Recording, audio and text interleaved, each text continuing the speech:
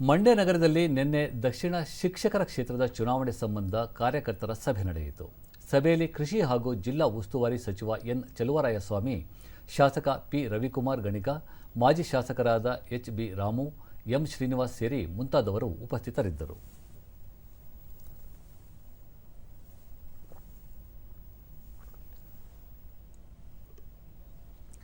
ಬಳಿಕ ಸುದ್ದಿಗಾರರೊಂದಿಗೆ ಸಚಿವ ಚೆಲುವರಾಯಸ್ವಾಮಿ, ಮರಿತಿಬ್ಬೇಗೌಡರು ಶಿಕ್ಷಕರ ಪ್ರಗತಿ ಹಾಗೂ ಅವರ ಸಮಸ್ಯೆಗಳಿಗೆ ಸ್ಪಂದಿಸುವ ನಿಟ್ಟಿನಲ್ಲಿ ಸದಾ ಉತ್ಸುಕರಾಗಿ ಕೆಲಸ ಮಾಡಲಿದ್ದಾರೆ.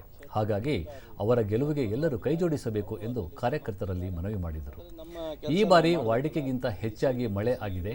ಅಲ್ಲದೆ ಮುಂಗಾರು ಮಳೆ ಜೂನ್ನಿಂದ ಆರಂಭವಾಗಲಿದ್ದು, ಈ ನಿಟ್ಟಿನಲ್ಲಿ ಬಿತ್ತನೆ ಬೀಜ, ರಸಗೊಬ್ಬರ ಹಾಗೂ ಕೀಟನಾಶಕ ಔಷಧಿಯ ಕೊರತೆ ಇಲ್ಲ. ಮುಂಜಾಗ್ರತಾ ಕ್ರಮವಾಗಿ ಸಾಕಷ್ಟು ದಾಸ್ತಾನು ಮಾಡಲಾಗಿದೆ. ಹಾಗಾಗಿ ರೈತರಿಗೆ ಯಾವುದೇ ತೊಂದರೆಯಾಗುವುದಿಲ್ಲ ಎಂದು ಹೇಳಿದರು. ಈಗಾಗಲೇ ರಾಜ್ಯದ 25 ಲಕ್ಷ ರೈತರಿಗೆ ಬರ ಪರಿಹಾರದ ಹಣ ನೀಡಲಾಗಿದೆ. ಇನ್ನು 3-4 ದಿನಗಳೊಳಗಾಗಿ ಉಳಿದವರ ಖಾತೆಗಳಿಗೆ ಹಣ ಜಮೆ ಮಾಡಲಾಗುವುದು. ಪ್ರಜ್ವಲ್ ರೇವಣ್ಣ ಪ್ರಕರಣ ಯಾವುದೇ ಪ್ರತಿಕ್ರಿಯೆ ನೀಡುವುದಿಲ್ಲ, ಅದನ್ನು ಜನ ತೀರ್ಮಾನ ಮಾಡುತ್ತಾರೆ ಎಂದರು. ನೀವು ಬಿತ್ತನೆ ಮಾಡೋಷ್ಟು ಬೀಜ ಕೊಡ್ತೀವಿ, ನೀವು ಬಿತ್ತನೆ ಮಾಡಿದ ಮೇಲೆ ಬೇಕಾಗುವಷ್ಟು ಗೊಬ್ಬರನ ಸಪ್ಲೈ ಮಾಡ್ತೀವಿ. ನೀವು ಎಷ್ಟು ಬೇಕೋ ಕಾಂಪ್ಲೆಕ್ಸು, ಅದರ ಜೊತೆಗೆ ನಮ್ಮ ಔಷಧಿನೂ ಸಹ ಸಪ್ಲೈ ಮಾಡ್ತೀವಿ. ಮಾಜಿ ಶಾಸಕ ಎಚ್ ಬಿ ರಾಮು, ಚೆಲುವರಾಯಸ್ವಾಮಿ ನೇತೃತ್ವದಲ್ಲಿ ಪಕ್ಷ ಜಿಲ್ಲೆಯಲ್ಲಿ ಬಲಿಷ್ಠವಾಗಿ ಬೆಳೆಯುತ್ತಿದೆ.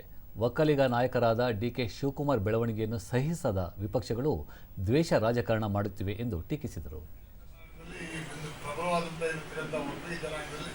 ಮುಂಚೂಣಿ ನಾಯಕತ್ವವನ್ನು ಈ ಪಕ್ಷದಲ್ಲಿ ವಹಿಸ್ತಾ ಇದ್ದಾರೆ. ಇವಾಗೆಲ್ಲ ಅಡಚಣೆ ಮಾಡಬೇಕು ಅಂತ ಮಂಡಿಗೆ ಬರುವಂತ ಅವಶ್ಯಕತೆ ಏನಿತ್ತು? ಮತ್ತೆ ಚಿಕ್ಕಬಳ್ಳಾಪುರ ನಿಂತಿದ್ರು, ರಾಮನಗರ ನಿಂತಿದ್ರು, ಹೋಗ್ಬೋದಾಗಿತ್ತಲ್ಲ.